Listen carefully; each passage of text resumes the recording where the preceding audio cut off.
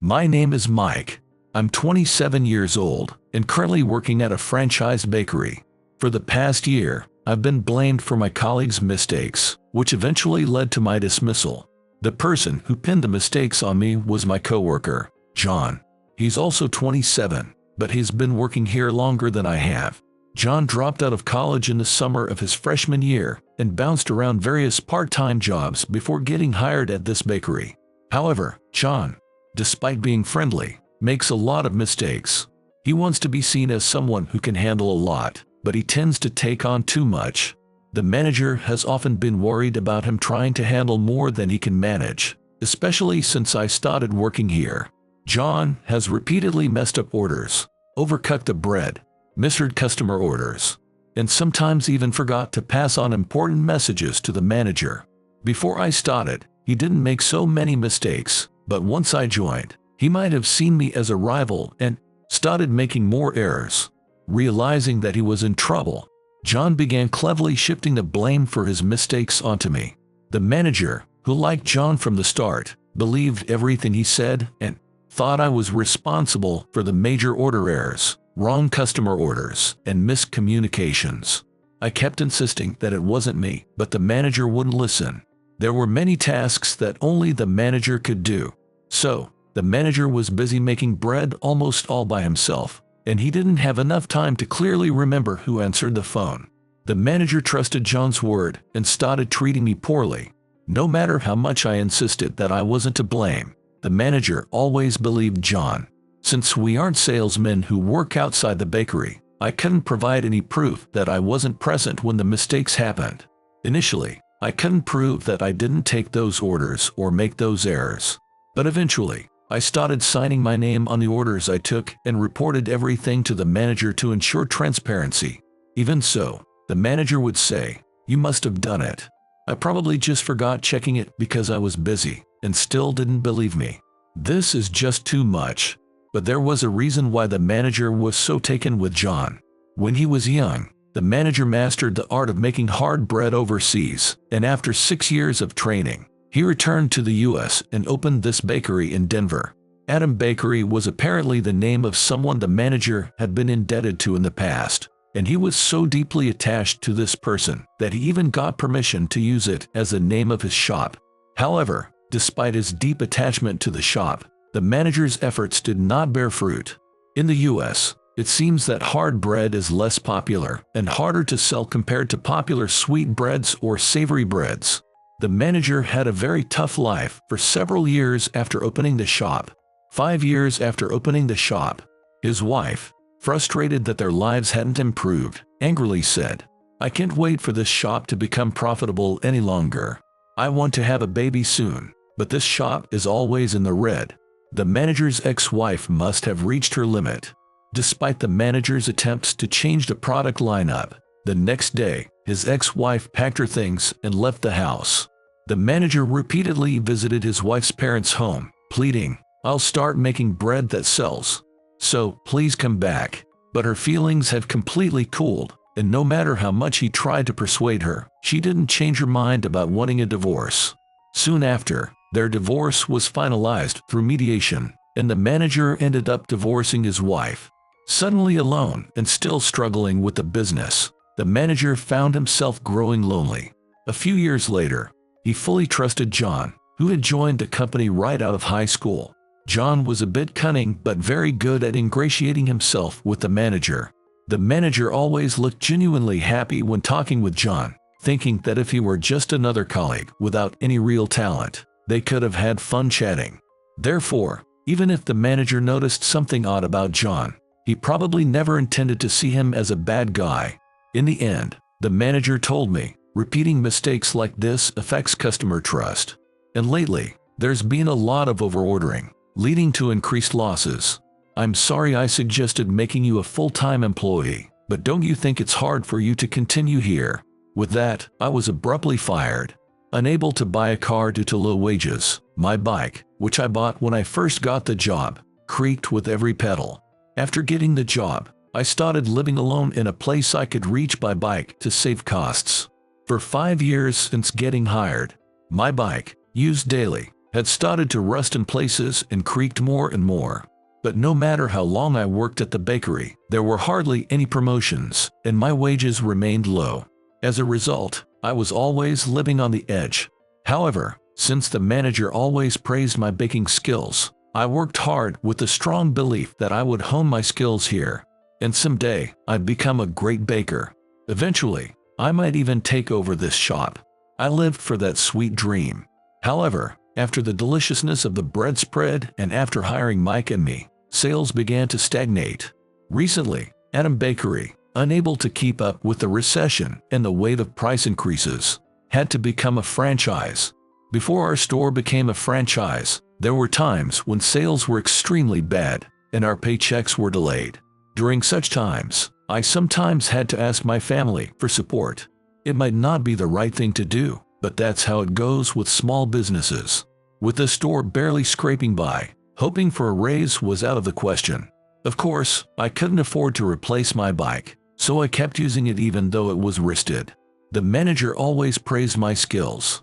Until John started making repeated mistakes, I always thought the manager liked John better from his attitude, but I never expected to be betrayed like this. I thought he was someone who would at least call out wrongdoings.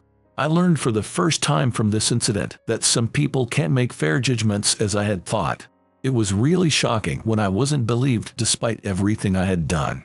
Even so, I was able to keep going because the manager continued to forgive me for my usual diligent work. Sigh, what am I gonna do now? The only places likely to hire someone like me, with experience only in a bakery, are either the same industry or some understaffed, exploitative place. I regretted choosing a career that's so limiting only now that it's come to this.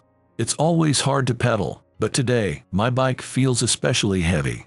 It's like I'm pedaling a flat tire against a strong wind, even though there's no flat. Here, I realized for the first time that I had been deeply hurt. Maybe my heart was numbed by the sudden turn of events. Somewhere in my mind, I tried to convince myself that John was greatly favored by the manager, suppressing my true feelings of frustration. Until just now, I was in a daze. Even though I thought I needed to find a new job quickly, my heart was heavy and clouded like it was covered in fog. Why do I, who did nothing wrong, have to take the fall for someone who's only good at scheming? And the manager, who completely trusts him, is also at fault. Faced with such an unreasonable situation and no prospects, I have no motivation to do anything. I don't think I can do anything today. Yeah, I need to put in some effort, but I'll go to a distant supermarket to avoid meeting anyone I know and buy some discounted items. Exhausted by repeated unreasonable events, I decided to drag my heavy body to a slightly larger supermarket about 10 minutes away. Going to a small supermarket would only lower my spirits due to the limited selection. I don't want to compromise with something I don't even want to eat because they don't have what I want. I just want to eat what I like. Normally, I would give up and go to the nearest convenience store, but I don't have any money for that. I sighed for what felt like the 100th time, got off my bike, and started walking slowly. I chose to avoid the busy main streets and walked along the small, deserted paths. As I walked with my head down, I saw someone standing ahead. When I looked up, I saw two elderly women in casual clothes standing about 5 meters ahead, looking troubled. One of them was holding a phone and glancing around nervously. However, everyone passing by had a cold expression and walked quickly, making it hard for the women to ask for help. I wonder if they're in trouble. Maybe I can help them.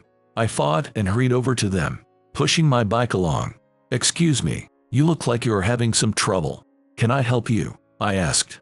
The elderly woman and her friend, who wore glasses, showed me their phone screen.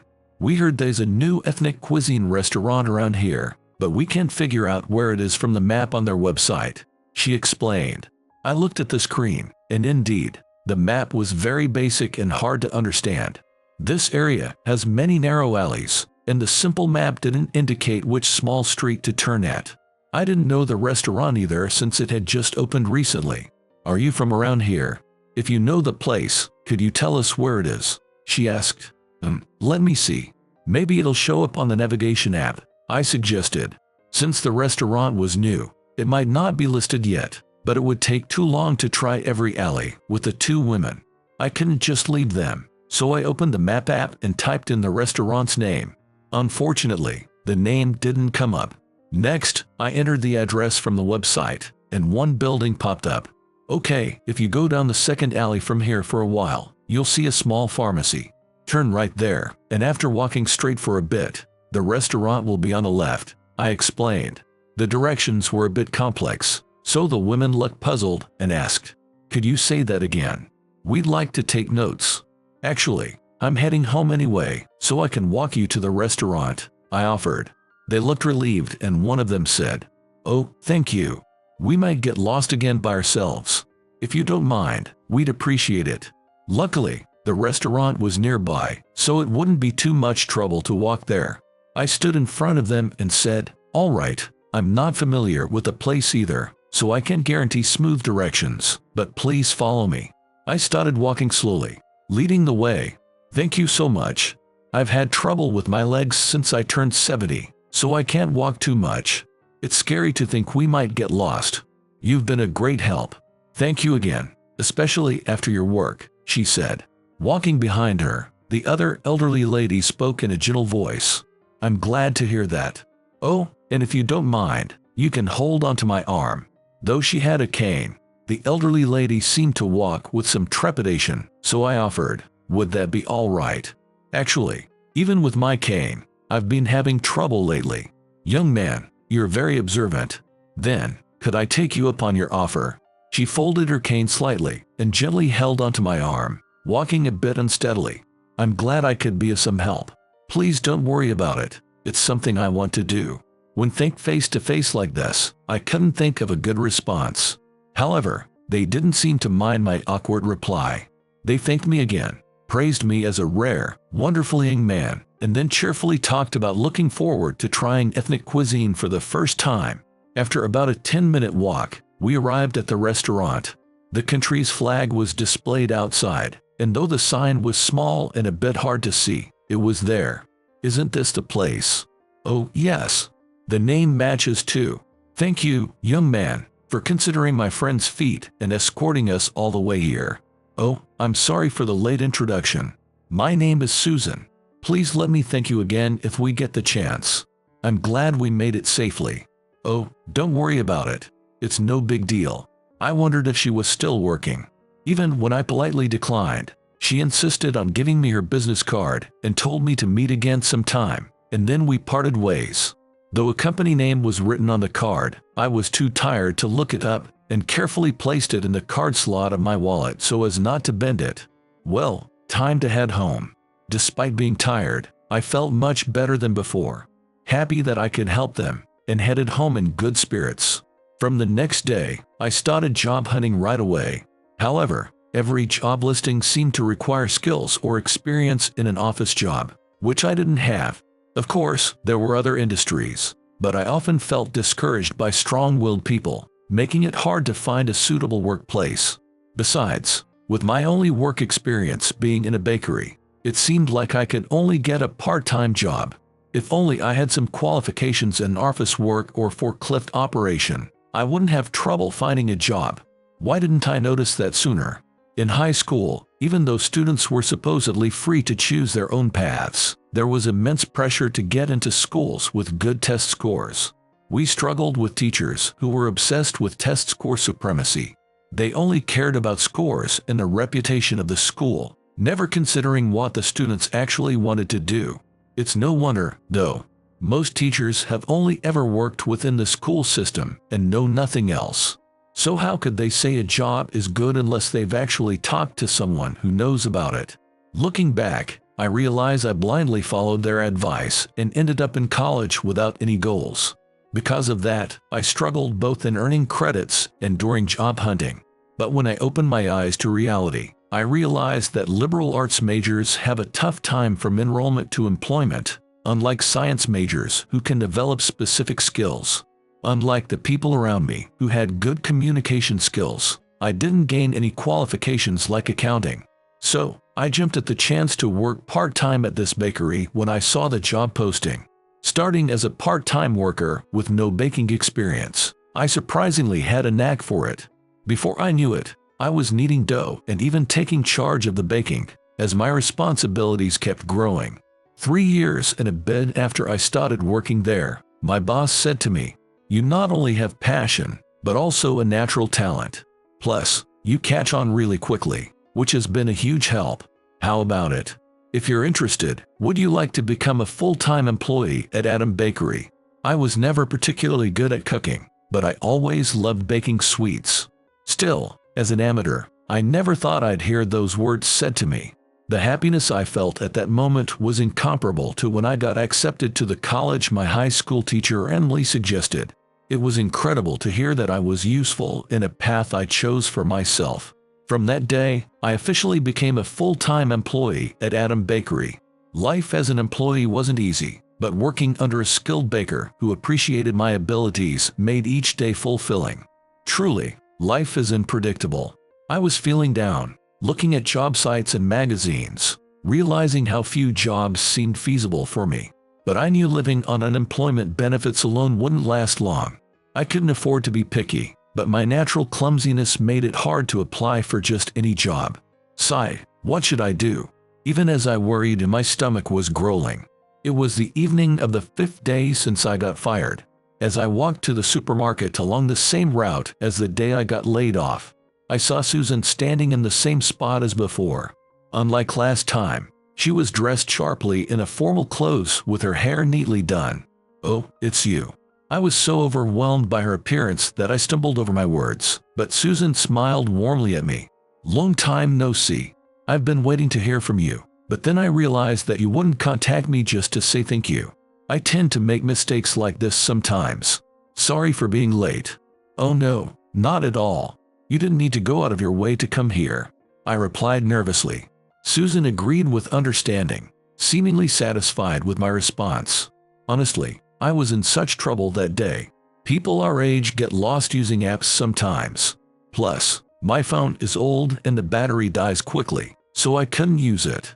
Everyone else was walking by with cold looks, as if saying, "Don't bother me," but you stopped and parked your bike at the station just to guide us. I think it's rare to find someone as kind as you. So, if you don't mind, and if you don't have a girlfriend, would you marry my granddaughter?" What? I couldn't help but raise my voice at such an unexpected proposal. This was the first time I really looked at Susan's face. From her expression, I could tell she wasn't joking. "No, you shouldn't decide something like this so suddenly without the person being here," I said, cautiously.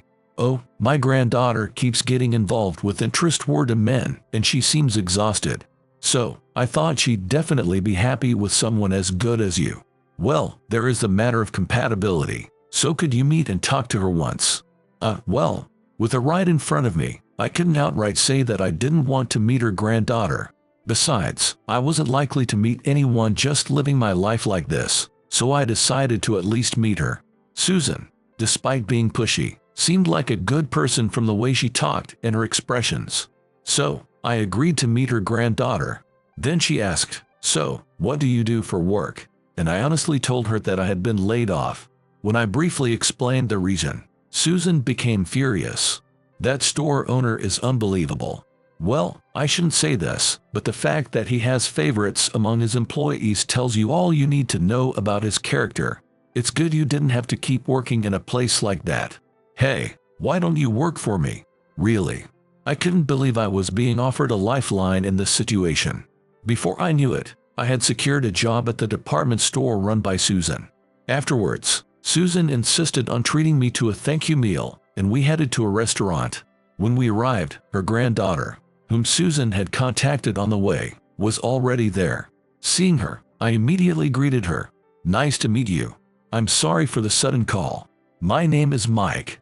Thank you for coming." "Oh, not at all. It seems my grandmother owes you a lot." "Thank you. And thanks for coming even though I'm sure you were dragged here by my grandmother. I'm Kate. It's a pleasure to meet you." Kate had a cute look with sharp eyes and short black hair. She was 2 years younger than me, at 25. It seemed she had rushed over right after work, as her clothes were a bit wrinkled and she looked tired. Feeling a bit guilty, I said, "You must be coming straight from work.